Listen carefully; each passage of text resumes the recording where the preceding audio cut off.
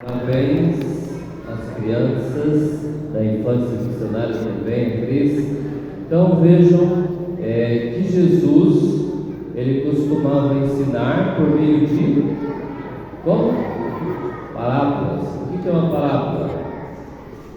É uma história, que nos ajuda através de comparações, não é isso?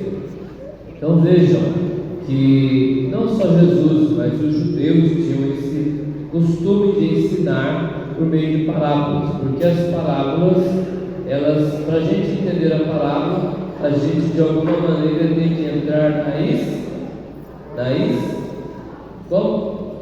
Isso, uma salva de palmas aqui, ó. Olha, veja, então, ao invés de contar uma história direta, uma mensagem direta, ele conta uma história, porque a parábola, para compreendermos, a gente precisa de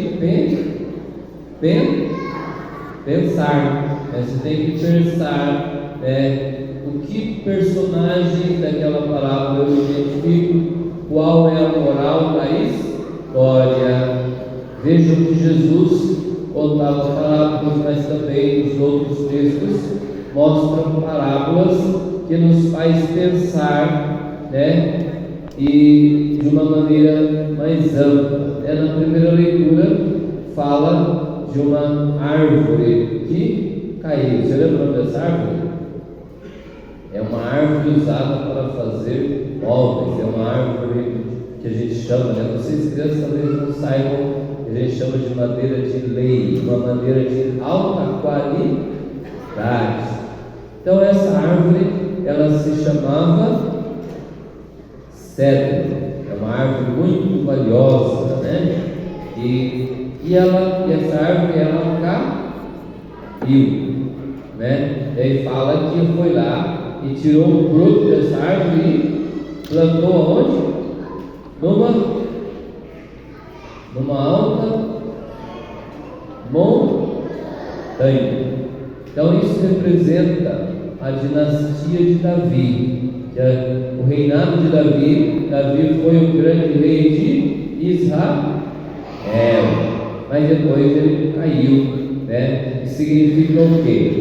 Que esse povo, ele foi exilado. Você sabe o que é um povo exilado? Sim ou não? O que é um povo exilado? É um povo que foi tirado do seu país e colocado em outro lugar, como prisioneiro, perderam a sua liberdade, perderam os seus direitos.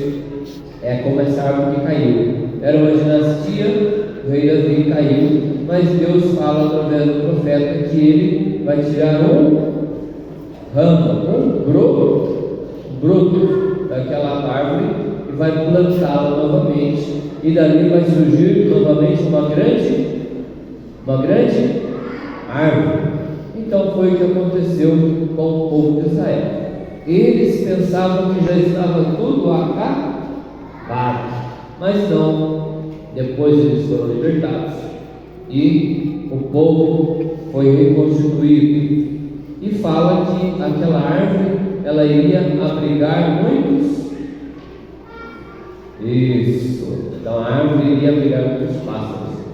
Então o significado disso? E depois no futuro, através daquele povo, surgiria uma pessoa que seria capaz de abrigar e proteger muitas pessoas. Os pássaros representavam os povos pagãos.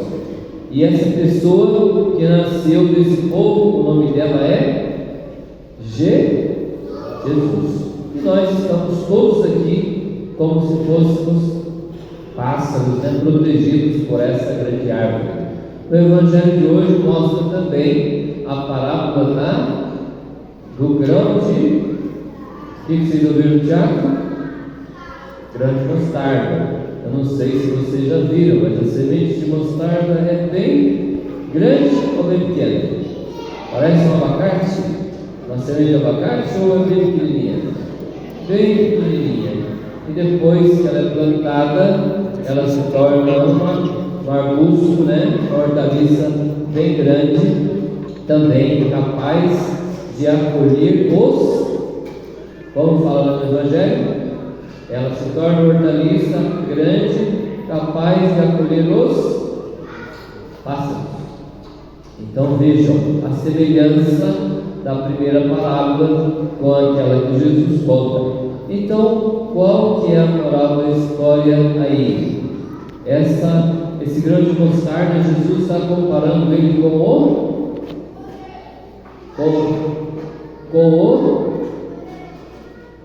vejam lá, Jesus está contando uma parábola para falar de uma realidade maior, que é como?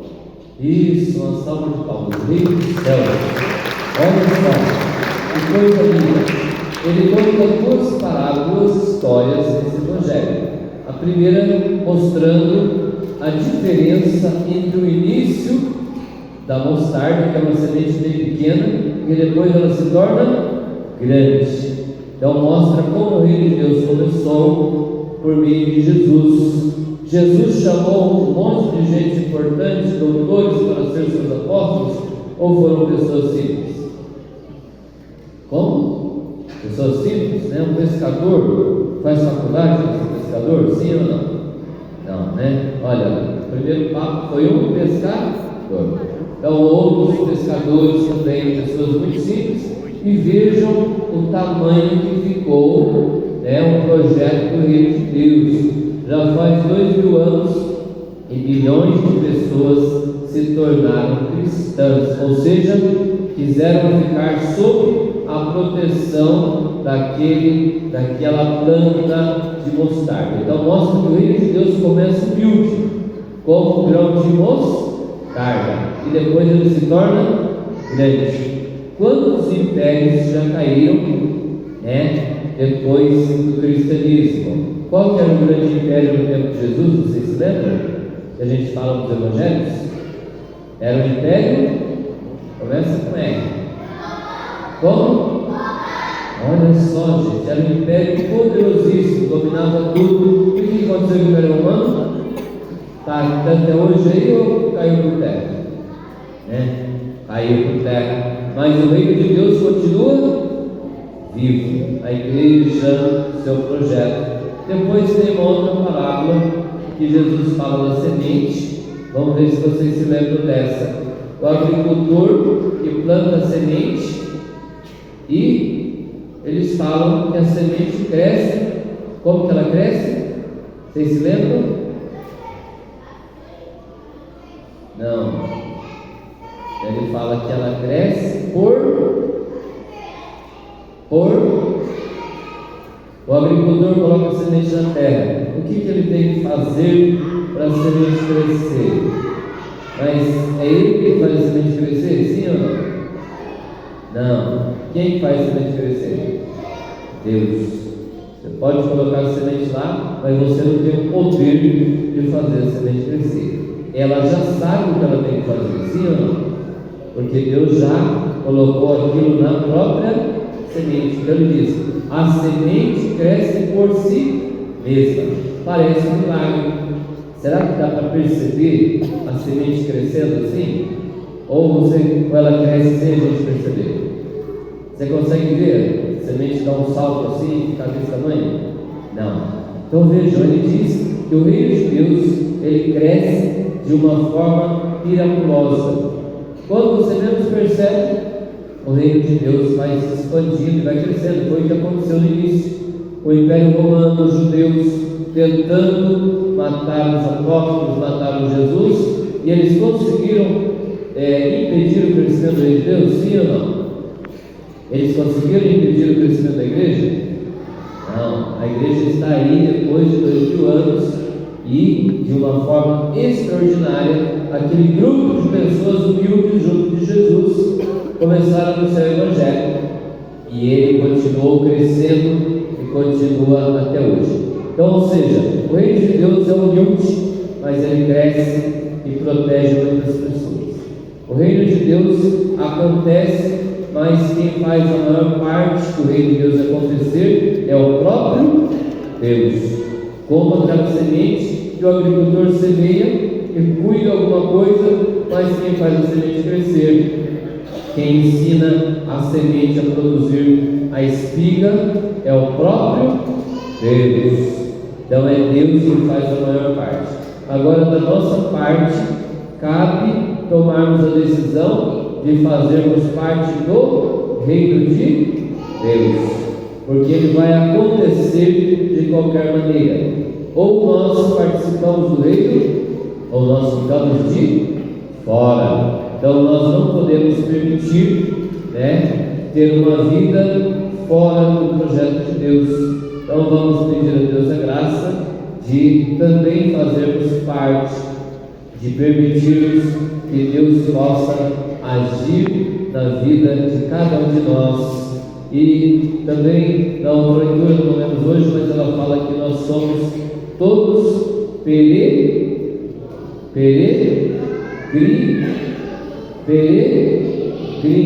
Nós somos peregrinos nesse mundo, exilados longe de Deus. Ou seja, o peregrino é uma pessoa que está de passagem. É uma pessoa que está de passagem. O peregrino é uma pessoa que não mora naquele lugar, mas ele está de passagem. E nós também somos todos peregrinos. Daqui 200 anos, algum de nós vai estar aqui? Não. Então, temos que saber que a nossa casa não é aqui. A nossa casa é em Deus. Por isso que o peregrino precisa prestar atenção para conseguir concluir a sua jornada. O peregrino fica parando para lá e para cá, distraído, daqui a pouco ele não chega no final. Então nós cristãos temos que prestar atenção nisso.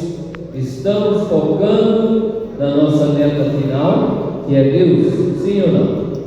Por isso a catequese, por isso a missa, para que nós não percamos o nosso foco. Da mesma forma que a semente precisa crescer e produzir, o que ela precisa produzir no final? Frutos, e algumas também produzem sementes. Então nós precisamos aproveitar esse tempo para que quando chegar a colheita nós tenhamos bons frutos para entregar a Deus, ou seja, sermos pessoas virtuosas, sermos pessoas mais santas. Amém? Então uma salva de palmas para as crianças.